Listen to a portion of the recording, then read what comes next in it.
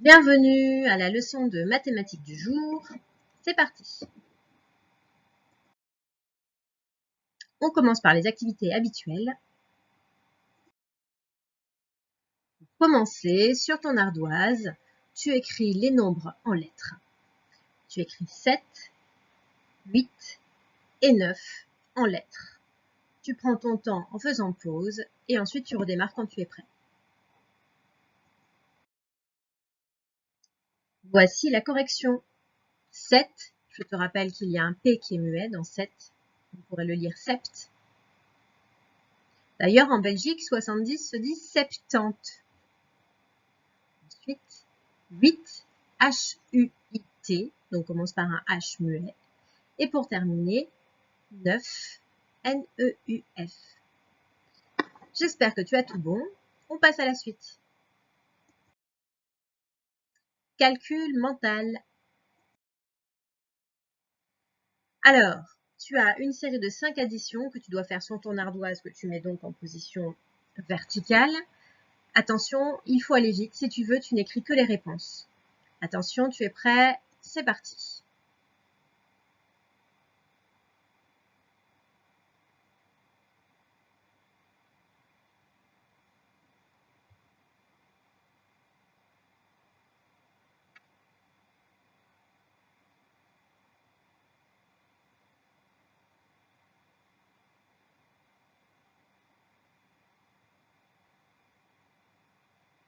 J'espère que tu as tout trouvé. On passe maintenant à la correction. Alors, 5 plus 2. Tu sais que pour ajouter 2, on rajoute 1 et encore 1. Donc 5 plus 1, ça fait 6. 5 plus 2, ça fait donc 7. 5 plus 5, les doubles, très facile. 5 plus 5 égale 10. 3 plus 5 égale... Alors là, c'est quelque chose qu'il faut que tu connaisses par cœur dans tes tables. 3 plus 5 égale 8. 5 plus 6, eh bien c'est un presque double. On avait travaillé sur les presque doubles la semaine dernière. 5 plus 6, c'est 5 plus 5, 10, plus encore 1 égale 11. Puisque 6, c'est 5 plus 1. Et 9 plus 5, alors là, si tu te rappelles aussi, on avait travaillé sur les 9 plus quelque chose la semaine dernière aussi en calcul mental. 9 plus 5, c'est pareil que 10 plus 4, et donc ça fait 14. Hein, je te rappelle qu'on prenait une unité ici au 5, donc il n'y avait plus que 4, on les mettait là pour que ça fasse 10, et donc on passait de 9 plus 5 à 10 plus 4, ce qui est plus facile à calculer, et ça faisait donc 14. J'espère que tu as tout trouvé, et si possible en utilisant les techniques de calcul mental que nous avons apprises la semaine dernière.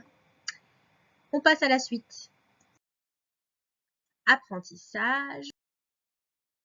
Alors, je te propose de revoir la numération. On va compter ensemble.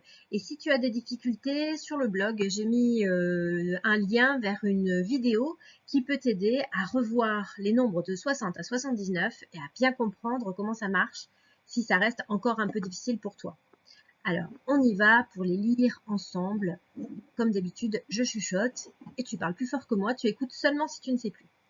0, 1, 2, 4, 5, 6, 7, 8, 9, 10, 12, 13, 14, 15, 16, 17, 18, 19, 20. Puis je rajoute une dizaine.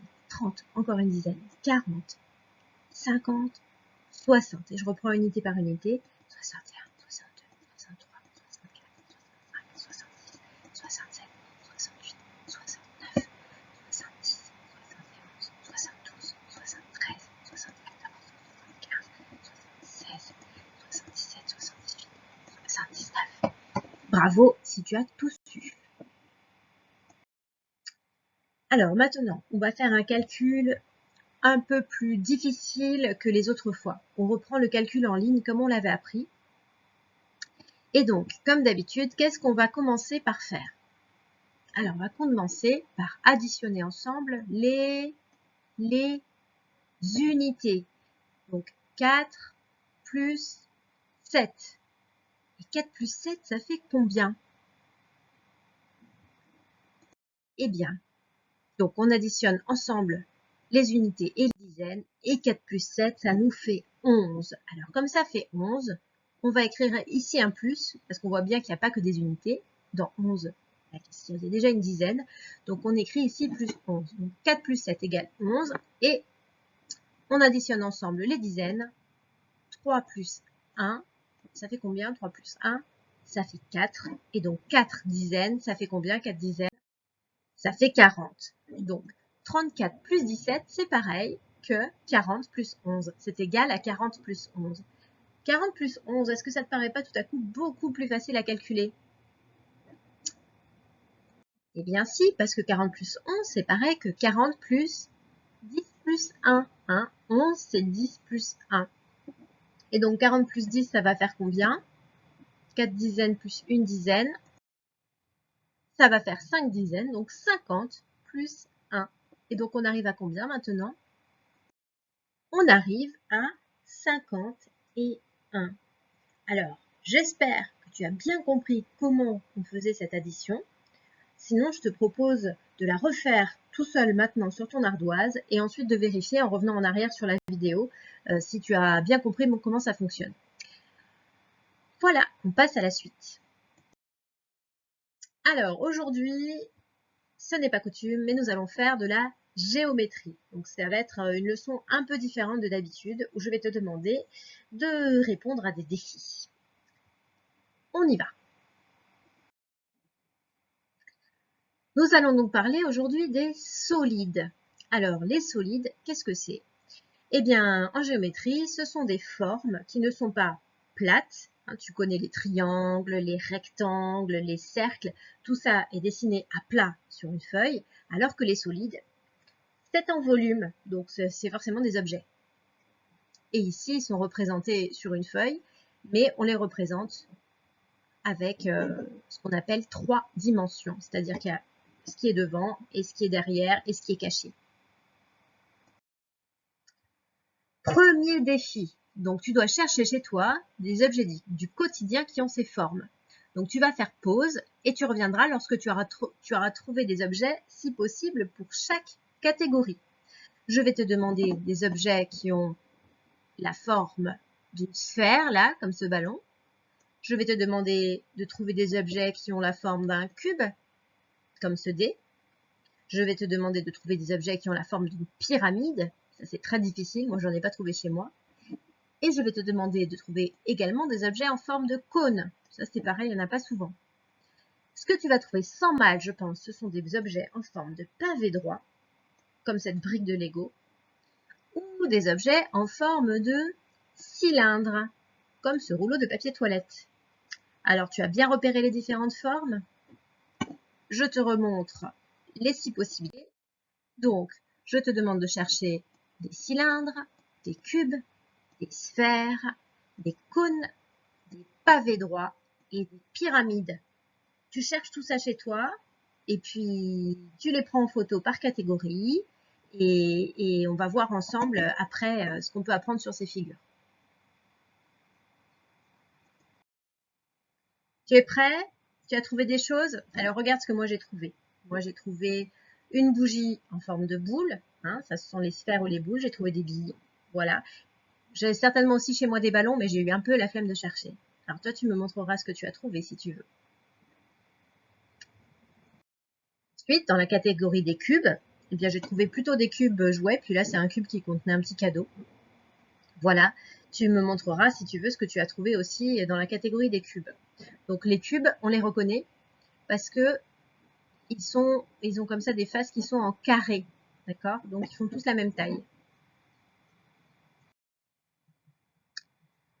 Pyramide, eh bien écoute, je n'ai trouvé aucun objet qui puisse faire pyramide chez moi.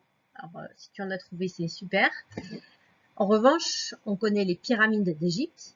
Il y a la pyramide du Louvre qui est aussi en forme de pyramide. Et ici, avec des géomax, des jouets géométriques, donc on a pu fabriquer une pyramide. Donc la pyramide, elle a des faces qui sont en triangle, triangulaires. Alors, le cône. Alors j'ai trouvé juste 2 petits cônes de jouets chez moi. Il y aurait pu aussi y avoir un chapeau de fête, un cône de circulation pour éviter pour marquer qu'il y a un danger quelque part. Et le cône des glaces, ben oui, ça s'appelle comme ça s'appelle un cône et ça a vraiment la forme d'un cône. Donc le cône, c'est une forme triangulaire posée sur une base ronde, en cercle. Les pavés droits, alors là, il y en a plein. Moi, j'ai trouvé un carton, des boîtes, boîtes de jeux, etc. Je suis sûre que tu as trouvé chez toi aussi plein de pavés droits. Et la dernière catégorie, donc les pavés droits, ils ont des côtés rectangulaires. La dernière catégorie, c'était les cylindres. Donc les cylindres, ils ont leurs bases d'un côté et de l'autre qui sont rondes et les côtés qui sont aussi ronds. Donc moi j'ai trouvé un rouleau de papier vide, des boîtes de crème, boîtes à meux et barils de jouets. Alors maintenant je te demande de classer tes objets en deux catégories, ceux qui peuvent rouler et ceux qui ne peuvent pas rouler.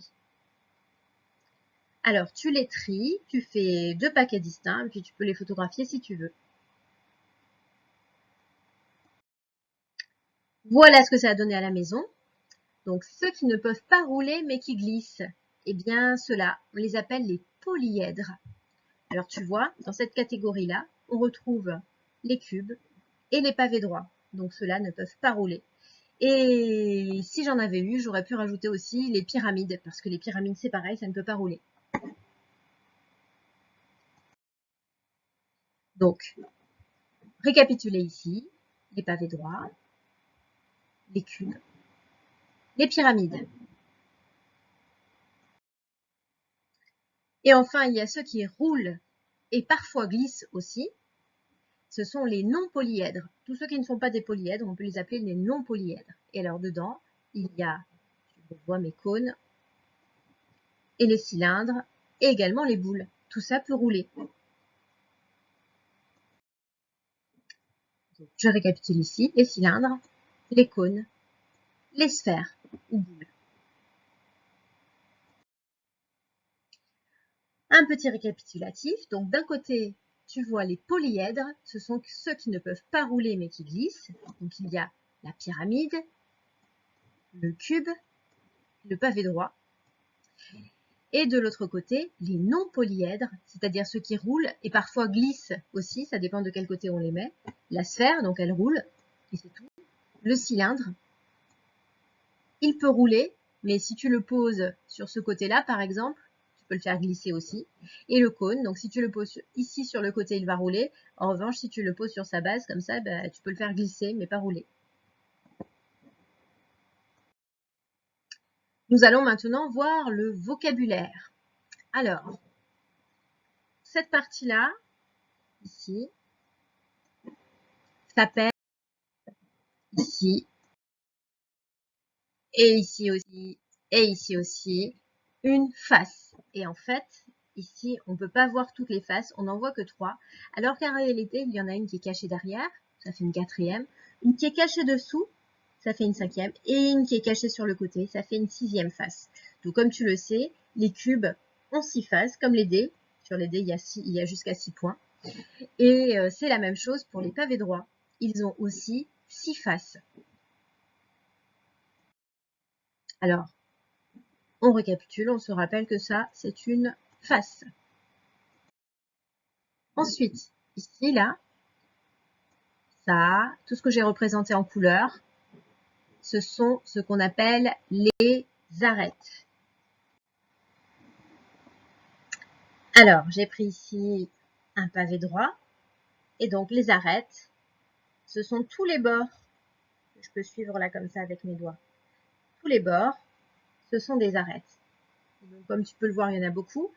Il y a celles ici que l'on peut voir. 1, 2, alors, 1, 2, 3, 4 devant. Il y en a également 4 derrière. 1, 2, 3, 4, ça fait 8. Et il y a aussi les 4 qui sont ici sur les côtés, sur les bords. J'ai du mal à te montrer sur la vidéo, j'ai pas l'habitude. Donc tu vois les 6 faces et autour il y a les arêtes. Et donc en tout il y en a 12. Donc, on a vu face, arête. Et la dernière chose, ce sont les sommets. Regarde, les sommets, c'est ici. Donc, ça, l'arête, c'est sur tout le côté. Le sommet, c'est la partie pointue, ici. Le pic, le sommet, il y en a 1, 2, 3, 4. Et de l'autre côté, 5, 6, 7 et 8 sommets. J'ai un petit peu de mal à te montrer. J'espère que tu as compris quand même de quoi il s'agissait. Donc, les sommets. Ici, on en voit un, mais donc en tout, il y en a 8. Il y en a 1, 2, 3, 4 en haut. Et il y en a également 1, 2, 3 et le quatrième qui est caché, qui est là-bas derrière. 4 en bas. Ça fait 8 sommets. Donc, 8 arêtes. Je dis des bêtises. 8 faces, 8 sommets et 12 arêtes. Voilà.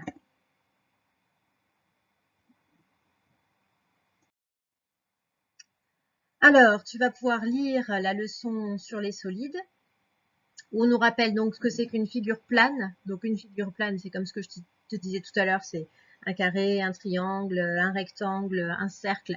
Ce sont des figures planes parce qu'elles sont dessinées sur une feuille, et ça suffit. Alors qu'un solide, on peut le représenter sur une feuille, mais on va le représenter avec ses différentes dimensions, donc les côtés, et donc c'est un objet, puisque c'est en volume. On dit que c'est en volume, c'est pas plat. Donc tu dois savoir reconnaître ce que c'est qu'un sommet, une face et une arête. Et donc il y a une liste des principaux solides avec ceux qui sont polyèdres, c'est-à-dire ceux qui ont que des côtés droits, qui ne peuvent glisser et pas rouler, et ceux qui sont non polyèdres, comme le cône, la sphère et le cylindre, donc qui peuvent rouler. Voilà ici une sphère, hop, voilà.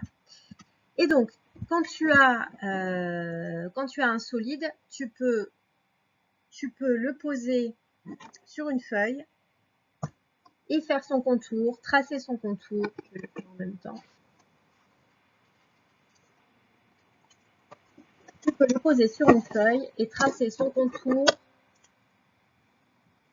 avec un feutre, par exemple. Voilà. Là, j'ai représenté une face de mon pavé droit. Et donc, cette face, c'est un rectangle. Donc, les faces des pavés droits, ce sont des rectangles. Et sur le pavé droit, ces faces, elles peuvent avoir des tailles, enfin même elles doivent avoir des tailles différentes. Voilà, tu vois, là c'est l'une des faces et là c'est une autre des faces que j'ai faites. J'ai fait le bout là, tu vois, alors qu'avant c'était ce côté. Ce côté-là, j'ai vraiment beaucoup de mal à utiliser la caméra, voilà. Alors que si je fais les faces d'un cube, comment elles vont être à ton avis? Alors les faces d'un cube, ce ne sont pas des rectangles, ce sont des carrés, bravo. Et donc, les faces d'un cube, ce sont des carrés et elles sont toutes de la même taille. Voilà, tu vois, donc dans ton pavé droit, les faces sont rectangulaires et elles sont différentes les unes des autres. En fait, il y en a 3 différentes. Alors que dans ton cube, les 6 faces sont identiques.